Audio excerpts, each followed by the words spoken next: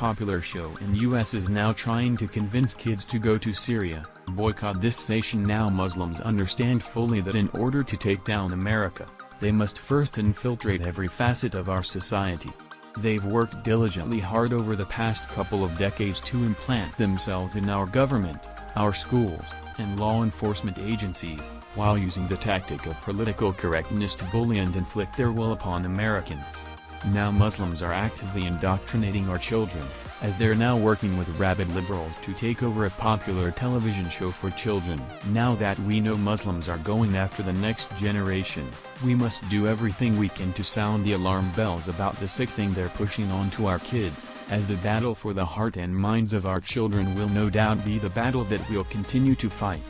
For reasons that defy all human logic, liberals continue to have an ongoing love affair with Muslim terrorists. Just watch a liberal's reaction whenever a Muslim goes on a killing spree in the name of Islam. Part of the left's rhetoric is to claim that not all Muslims are terrorists, with their latest fight being to bring as many Muslim refugees to America as possible, with the usual clowns like CNN constantly at the helm blasting President Trump's ban as being racist.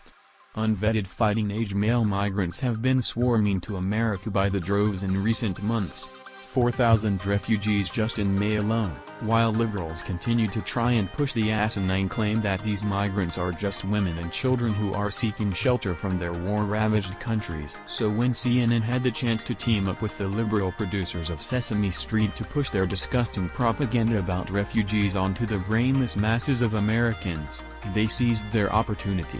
On Monday, CNN ran a story featuring Elmo from Sesame Street. Apparently their viewers are so freaking dumb they need to be entertained with puppets now, where the furry red puppet talked about his recent visit to a refugee camp in Syria, where he concluded that refugee kids are just like us. They like to play and learn just like Elmo and all his friends at Sesame Street, Elmo said during an interview broadcast on CNN via Facebook Live. Elmo thinks it's important to know that everybody is the same deep down, and that's very important. It was really sad because Elmo's new friends told Elmo that they had to leave their homes because it wasn't safe for them to stay, he continued. And that made Elmo really sad and sometimes a bit scared. Elmo sat on a panel with International Rescue Committee, IRC, Chairman David Miliband, along with Sesame Street's workshop executive president Sherry Weston for the propaganda-filled CNN segment. Sesame has had a long history at looking at issues from a child's perspective, and given the staggering number of children who are displaced today, we knew this was an area where we really had to try to do something to help, and we knew we couldn't do it alone, Weston told the panel. CNN is absolutely shameless in their pursuits to propagandize the American people.